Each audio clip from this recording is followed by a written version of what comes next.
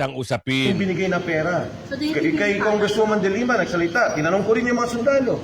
Kailan ba ito nangyari? Nako, detalyado yung kwento na. Walang kagatal-gatal, walang nervyos. Totoong pagkikwento lamang yung ginawa nila. So hindi patas yung nakikita niyo? Kaya wag silang announce at baka sila mademanda ko. Yan. Gagawin na nila. Oo. Baka sila ang mademanda niyo sir na Part of cases to several lawyers. Sir, yung thoughts nila lang na may mga tao nagsasabi na dapat take the grain of salt yung sinasabi ng Philippine Marines. Pero sa inyong paniwala, you're convinced na totoo yung kanilang mga pahaya. Yes. Magandang hapon muli. Andito na naman tayo. Si Kuya Goods nagbabalik. Oo, at syempre, kung hindi ka pa nakasubscribe, mag-subscribe ka na. At hit mo na rin yung bell. Ngayong araw, isang like, isang share. All goods na po tayo dyan. Kaya huwag nyo kalimutan mag-like and share. Masaya na po tayo dyan. At, syempre, kung gusto mong sumali sa ating community o komunidad, andyan po yung join button. Ngayon, kung makikita nyo yung litrato ng magigiting, magaling at matatapang na ex-Marines, napapunta na po sila Attorney Topacio at si Congressman Defensor sa NBI. Ngayon, inabangan natin kung ano yung magiging usapan kasi may papakita akong slide sa inyo maya-maya na talaga namang meron pang mga padisbar na sinasabi. Sabi to, we are here out to respect to the NBI as a institution. Pumunta sila doon para respeto na lang. Kaso nga lang, mukhang may maghahain daw ng disbarment dito kay Atty. Paso. Gawin nyo!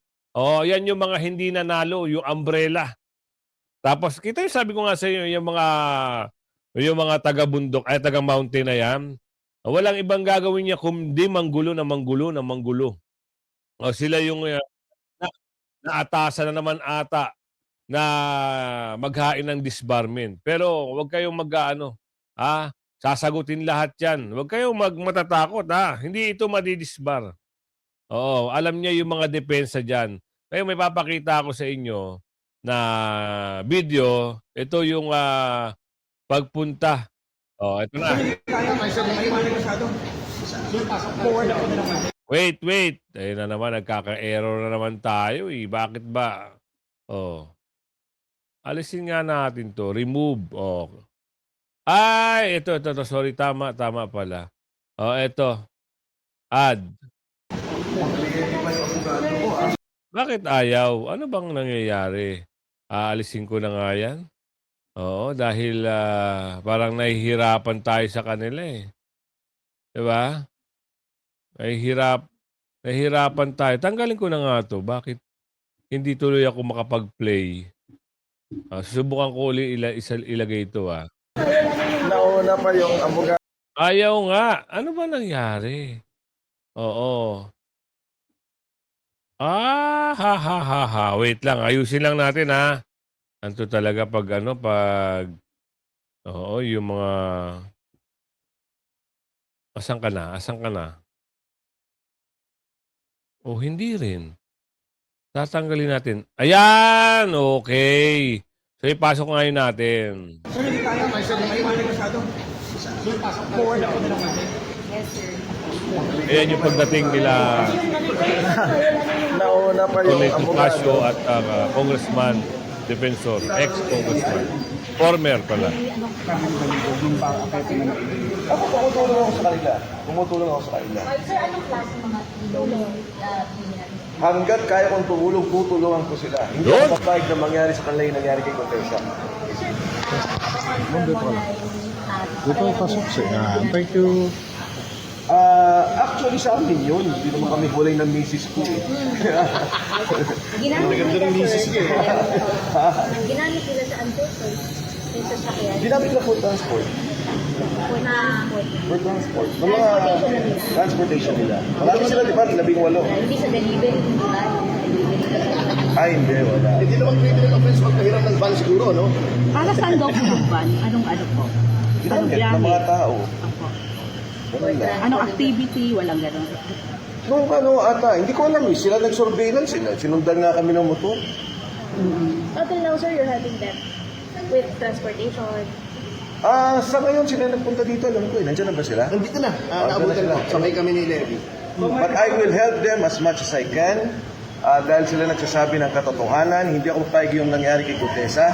At saka yung sa akin, harapin nila yung ipatawag nila sa hearing. Maganda nga yung mga pinahin na sa korte para mapatunayan yung mga binabanggit nila na mali-malitang delivery. So lumapit sila sa iyo para mapatulong talaga. Yun ang mali, di ba? Bakit kasi, bigla nilang parang inimbestigahan itong mga 18 Marines at ngayon, pati ngayon yung asawa ni former congressman na defensor ay nadadamay na. So dapat ang imbestigahan dito yung mali-malitang issue eh. Nakakapagtaka lang, sino ba naman talaga ang tao na kung gusto talagang patunayan, bakit nililihis ang usapin? Nandiyan pa naman kayo sa gobyerno. Ano ba ang mga pinagtatakpan nyo? Bakit nililihis nyo? Itong mga ito nagsasabi ng totoo, may ebidensya. Andyan, may litrato, may video. Sinabi nila ni Saldico, ano ba kulang? Bakit ngayon sila ang parang na-hot seat at parang sila ang gustong imbestigahan? Nakakapagtaka lang, parang ang gusto ng gobyerno, ipagtakpan lahat ng baho para pagdating ng araw, ubos kagad ang kaba ng bayan. Ganun ba yun? Ubos talaga. Hindi ko sila nakausap. Nalaman ko lang nung lalabas na sila. Pero sir, kilala mo itong mga. Tapos sir, Hindi rin hindi ko sila kilala. In fact, sa Gutesa, hindi ko rin kilala. Bakit extent po sir ang mga tulong na nabigyan niya po sa akin? Hanggat kaya ko silang tulungan at humingi din ako ng tulong sa publiko na kung matutulungan natin itong mga taong tutulungan natin dahil alam niyo naman, may pamilya to, 18 sila, may transportasyon, may mga pangangailangan. So nananawagan din ako sa publiko na kung maaari silang tumulong sa ating mga kasama dahil ito yung nagsasambulat ng katotohanan, hindi sila dapat imbestigahan. Hindi dapat sila imbestigahan yung background nila. Ang dapat imbestigahan yung sinasabi nila. Dahil yung sinasabi nila tungkol sa korupsyon. Yung sinasabi nila tungkol sa delivery ng pera. Kaya yung sinasabi, di ba si Saldico yung mastermind? Ito na, lumantad yung mga galamay ni Saldico, yung nagdi-deliver ng pera. Di ba pagtugtong-tugtong natin, saan ba nang galing yung pera? Nakaw ba yung perang yan? Yan ba yung sinasabi ni Saldico na 100 bilyon, 8 bilyon? Ito ba yung delivery ng pera kung kani-kanino? Dapat yun ang malaman ng taong bayan, yun ang malaman natin lahat. Kasi pera natin yung buwis na binabayad din yung lahat. Pero kung questionable daw yung credibility nitong mga ex-Marines because some of them are hindi naman talaga directly nagtatrabaho kay Saldico. What do you say about it? Kung sincero ang gobyerno na alamin ang katotohanan, at ito din ay pagsuporta sa sinabi ni Pangulong Marcos na maya naman kayo at alamin natin yung korupsyon na nangyari sa bansa, hindi dapat yung mga tinatanong nila yung credibility ng mga tao. Dapat tinatanong, totoo ba ito mga to? At itong mga Marines handang humarap to kahit kanino. Yung mga sinabi nila, tinanong ko yung iba sa kanila dahil may mga tumatago kong kaibigan. Nasabi ng mga kaibigan ko sa Kongreso, sa Senado, ano ba yung delivery na to? Nakita ko si Father Flavi, nag-file din ng kaso eh. Ang ganda niyan. Kailan siya nakita? Kita nyo? Pati yung mga makataas, kuno, naghahain na rin ang kaso laban dito sa paglilihis lang talaga ang nasa. Kung hindi ito sasambulat, kung hindi ito ilalabas sa sambayan Pilipino, paglalaroan lang tayo na paglalaroan ng mga ulupong na ito na matatakaw sa pera. Bakit? Ang tanong dito, ano ba ang makatotohanan? Sino ba ang nagsasambulat ng katotohanan? Bakit kailangan pang imbestigahan at ipatawag ang kredibilidad? Dapat ang unang ginawa nila, ipatawag ito si Balulong dahil siya ang nahara. Siya ang yung parang siya yung tinuturo dito eh. Ipatawag din yung mga nababanggit na congressman na pinagdalaan, hindi eh. Parang nagtulong-tulong sila na itago na ang katotohanan at ilhis ang usapin. Yung binigay na pera. So, do you think Kay Congresswoman De Lima nagsalita. Tinanong ko rin yung mga sundalo. Kailan ba ito nangyari? Nako, detalyado yung kwento na. Walang kagatal-gatal, walang nervyos. Totoong pagkikwento lamang yung ginawa nila. So hindi patas yung nakikita niyo? Hindi talaga patas dahil bakit credibility ng mga tao sinasabi, di ba? At ito na nga, umami na sila. Tao kami ni Saldico. Ang sabi ng gobyerno, si Saldico yung mastermind ng pagnanakaw sa gobyerno. Hindi ito yung napapanahon para malaman talaga. Isipin nyo sinabi na rin dito. Ngayon, ano ang mangyayari nito? Wala na. Niloloko na lang tayo ng mga yan. O ito si Atty. Tapacio, andyan din yan eh. At meron pang disbarment daw na isasampa sa kanya. May plano na mag-file ang Gabriela ng disbarment po laban sa inyo. Ano pong reaction niyo? Alam nyo, kung magpa-file sila, yan pong Ito, ma-interrupt ko lang si Atty. Tapacio. Alam niyo itong mga Gabriela na to, hindi naman to nanalo. Unang-una, hindi kayo nanalo. Nilagay lang kayo ng amo nyo para manggulo dyan. Bakit? Ano nagawa ni Atty. Tapacio para pailan nyo ng disbarment? Saan? Anong issue? Na nag-commentary lang siya doon sa mga artista? Papailan nyo ng disbarment? Diyos ko po, ang bababaw nyo. Saan nyo uhugutin yung mga kangangan nyo? Na wala namang sustansya yung mga pinagsasabi. Lalo na yung mga Gabriel niyan. May hilig yan magsisigaw sa kalsada. Tuloy. environment nasa rules of court, yan po ay confidential. Kaya wag silang announce at baka sila mademanda ko. Yan. Gagawin na nila. Oo. Baka sila ang mademanda Diyos kayo na Hindi kasi, yung disbarment, pag nagpa-file ka, yan ay dapat confidential. Tama. Of course, ang Gabriela, wala namang pakialam sa batas yan eh. Di ba? Oh. They can do what they want, I will do what I want. Ganun po ang demokrasya. Hayaan mo sila. Pero para sa akin, wala akong ginagawa na para ma-disbar. Pero if they differ from my opinion, ganun po talaga. Ang problema sa Gabriela, pag sila ang nagbibigay ng opinion, lagi nilang in-invoke ang free expression. Pagka ibang tao at hindi nila nagugustuhan, sinisikil nila. Yeah. Kaya yung sumulat sa istasyon namin, patigilin daw kami sa pagbabatikos ng Gabriela. Hindi ba? Sila ay party list. Hindi ba public interest ang kanilang ginagawa? Hindi ba may public official sila sa house? Ba't patitigilin kami? Ganyan ang Gabriela eh. Style mo bulok yung mga yan eh. Bakit patitigilin yung programa? Anong kinalaman ng programa? Pag kayo ay nasasaktan at nasusukol dahil mabantot yung mga motibo nyo para sirain ang pangalan ni Atty. Tapacio, magsitigil na lang kayo. Mainit ang usapin ngayon. Yung mga 18 Marines, disbarment naman kay Atty. Tapacio. We were here of respect to the NBI. Yan ang matapang na sagot ni Atty. Tapacio ngayon.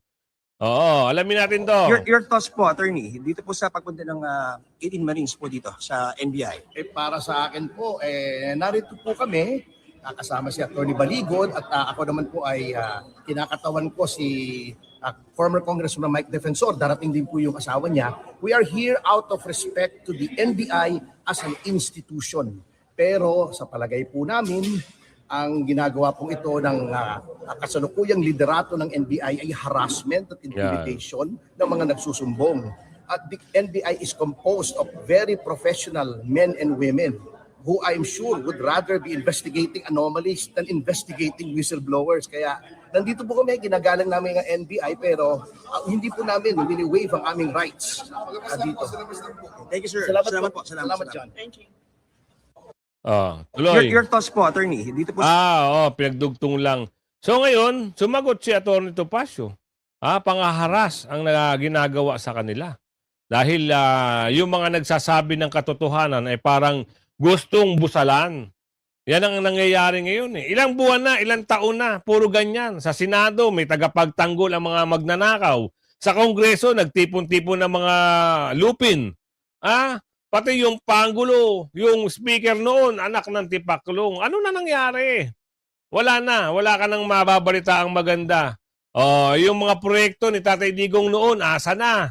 Hindi mo rin makita ngayon. Napagtakpan na rin. Yung lobo ng utang ng Pilipinas hanggang ngayon, lumulobo pa rin. Saan ka lalagay? Atty. Baligod, itinanggi na binayaran ng ex-marine, anak ng tipaklong. Ito ay lumabas para ilabas ang katotohanan. Tapos sasabihin nila, binayaran. Diyos ko naman, Karudi. Diba? Bakit babayaran? Ilalagay lang nila sa alanganin ng kanilang mga self. Diba? Oo. Yan ho ay matapang na lumantad para mapigil na at matigil na. Kaya sinagot lahat ni Atty. Baligod, ito, napunta rin siya eh. Kasi siya pinatawag din eh. Your thoughts in today's coming here.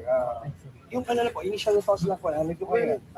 We are ready to cooperate and provide whatever information they need.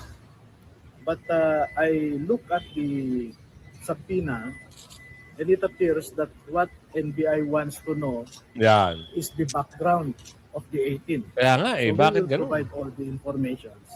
Kasi may sinasabi si Director na 8 daw hindi Marines or 4, no? So we will provide their serial numbers, no?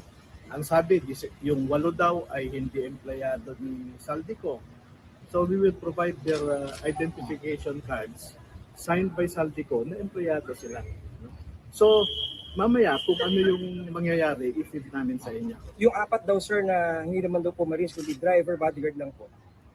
Hindi, lahat ng 18 na ito, as we said, 16 were former Marines, 2 were former Philippine Army.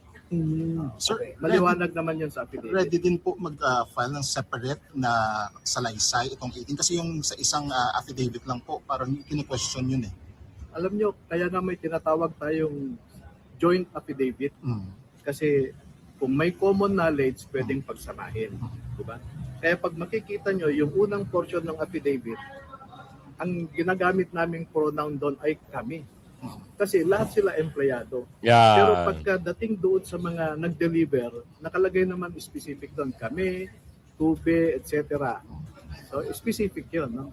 Yung 18 ex-Marines today pupunta. Okay. Nakita na So kayo. yung sinasabi po niya, correct daw po si Attorney Pascual sa inyo po law firm. What are your thoughts on this? Yeah, correct. Because I am their off-counsel. No? Ang off-counsel, it means kung may mga cases sila that they need some support or help, I help them out. And also, I farm out cases kasi nag-unwind na ako sa law practice ko eh. So I farm out cases to several lawyers. Sir, yung thoughts nila lang na may mga tao nagsasabi na dapat claim of song, sinasabi ng Philippine Marines. Pero sa inyong paniwala, you're convinced na totoo yung kanilang mga pahayag. Yes, they don't have anything to profit from accusing people of in high position ng kasinungalingan. No? Isipin mo, ordinaryo lang itong mga sundalo na mamamayan and they are accusing people in the highest places of government. Mahirap yun, di ba? Sir, pero wala namang piso na nabayaran daw itong mga ex-Marines, sir. Yung nagsasabi sa inyo na nabayaran, sila ang tanungin nyo. Yan. Grabe, no? Oo. Pag ibabaligtad pa nila yung mga ex-Marines, lumantad na nga yan eh. Oo. Asadong pagigipit, pati yung lawyer, yung nagnotaryo sa affidavit nitong mga lumantad na whistleblower, tawagin na lang natin silang tagapagtanggol ng Pilipinas, itong 18 Marines na to. Maski abogado, parang pinag-iinitan na rin. Kaya nagtatanong eh, saan ba notaryo? Kaya sabi nitong abogado, ito ang sagot niya. Kaya kayo, huwag kayong magpapaniwala sa mga bulager ni Bangag at mga fake media. Ito. Came here to honor subpoena issued to me to appear on the 12th. However, may previous commitment ako, so I requested for an earlier setting. No, I just came here to clarify some matters that they want me to clarify. Bago pa ang itinakdang petsa kung kailan sila ipinasabpina ng National Bureau of Investigation, nagtungo na kanina sa tanggapan ng NBI si Attorney Charlie Pascual, ang abogado na nagnotaryo ng joint affidavit ng 18 nagpakilalang ex-Marines. Sa video at picture na ibinahagi ng abogado, makikita ang pagpunta sa kanya ng mga dating sundalo noong February 23 para magpanotaryo ng pinagsamang sinumpaang salaysay o joint affidavit. Ayon pinuntahan siya sa opisina. Hindi lang ito notaryo kanto. Opisina, pinuntahan siya. Bakit sinasabi nyo na anak ng bug itong mga to? Gawa-gawa na naman kayo paraan para maka-counter nyo kagad. Etong 18, naglalahad lang ng katotohanan. Tapos gagawan nyo na naman ng istorya. Hindi kayo makakalusot dito pag ito gumulong, at lumabas mismo si Saldico. At hindi rin kayo makakalusot diyan pag umupo na si BP Sara. Kaya ito na nagnotaryo, good job sir. Napakagaling mo. At isa ka rin sa mga magigiting na masasabi natin na talagang handang-handang tumulong sa bayan. Kasi yung iba, wala. Kita nyo yung tramblera, yung mga congressman, contractor, ayan, mga tiwali iyan. Sila lang nagsiyaman kahit kahit maghirap na ang bansang Pilipinas, sila-sila lang ang kumakamal sa pamamagitan ng kanilang amo. Diba? Police Beach, Mayor Baste. Oh, hindi nyo may tatanong. Sabi ko nga sa inyo, di ba? Si Mayor Baste ay pumunta doon sa Dahig. At ang pagkakaalam natin, kasama si Senador Bongo, no? Bumisita sila doon kasi yun yung isang taon ni Tatay Digong. Oh, marami na tayong kababayan na nagpunta rin doon. Oo. Ito, panoorin natin to. Una, maraming salamat sa pag-atog ng Tagalog. Pagpunta. Sobrang lamig kasi. Yung betlog ko, tumigas na. Hindi, kakagaling ko lang doon kay Papa. Tapos, okay naman siya. Walang magawa eh. Tiis lang talaga yung pwede natin gawin, and among other things na kaya niyong gawin. Pero tingin ko, maganda talaga kung ituloy niyo lang talaga yung mga nakita niyong magagandang bagay at magagandang sinabi na nakakadagdag sa pagpapaganda sa ating bansa. So alam niyo na noon, may point of comparison naman talaga tayo when it comes to what was governance then and what is governance now in this administration. Ayan, totoo yan. So, somehow, tingin ko, di naman talaga okay yung sitwasyon, pero okay na rin na nakita natin kung ano yung gusto natin para sa Pilipinas talaga. Tama, tama. Yung tatay ko, nandyan yan. Kasi handa talaga siya na if ever it will come to yung nangyari sa kanya, isakripisyo niya talaga yung buhay niya para sa inyo. Kasi noon pa lang, hindi pa yung tumatakbo ng presidente, yung tinatanong pa kami doon sa Davao, kami mga anak, lahat kami hindi pumayag talaga. Kasi alam namin magulo. Kasi kilala namin yung tatay namin na he will fight for his people, the Filipino people. Tama, Because he tama. fought for Davao City. Nung nagsimula siya sa Davao, hindi naman talaga lahat ng taga Davao natanggap yung methods niya or his way of governing the city. Pero hindi yan takot na sabihin na hindi siya magustuhan ng tao o hindi siya tanggapin ng tao. Hindi yan natatakot sa opinion ng tao sa kanya kasi ang gusto niyan kung ano kailangan ng lugar mo para maayos mo yung lugar mo. Tama.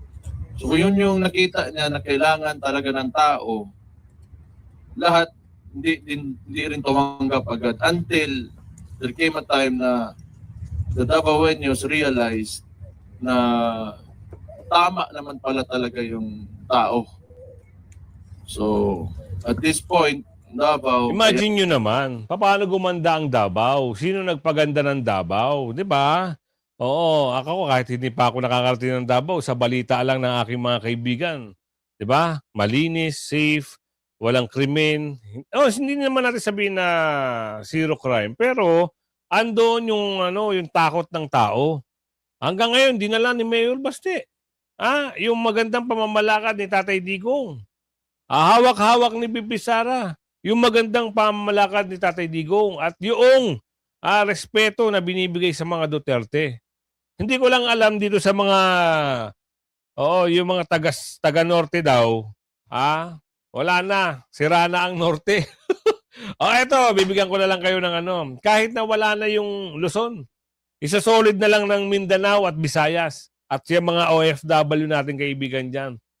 Pero may nagrereklamo. Sabi nila, taga-Ilocos kami pero Duterte kami. Good po yan. Huwag ho kayong boboto na alam nyo na wala nang nangyari. Hindi pa sa paninira. Totoong nangyayari, wala na ho. Ano ba balita? wala na ho ang budget. Wala na ang, nagkautang-utang pa. Yung mga pinondohan sa Mindanao nung panahon ni Tatay Digong, wala na rin saysay. Hindi na ho pinondohan ngayon. Ano nangyari sa subway? Matatapos na ang 6 year ni Bangag. Wala pa rin nangyari sa subway. Diba? Yung ginawa ni Tatay Digong, hindi nila kayang tumbasan yun. Kaya ang ginagawa nila, nagbabayad na lang sila ng mga ulupong na matatakaw sa pera para siraan ang mga Duterte at para makasuhan si BP Sara. Pero, sinagot yan. Nagpadala na ho ng defense team si BP Sara sa reklamong impeachment na iningaw-ngaw o iniyak-iyak na naman ito ni Ridon. Ano ba pangalan nito? Parang si Papay kasi yung pagmumukha nito eh. Diba? Parang Papay na lang nakikita sa pagmumukha, sa kapal ng muka. Oo. Yung defense team ni BP Sara, may itinalaga siya na 2 abogado ata o mahigit pa. Alamin natin. Nagpadala na ng appearance at cautelam o appearance with caution ng kampo ni Vice President Sara Duterte sa House Justice Committee araw ng Lunes, March 9, 2026. Nangangahulugan ito ng pagpapakilala ng mga lumagda bilang abogado ng Vice Presidente para sa impeachment proceedings sa Kamara.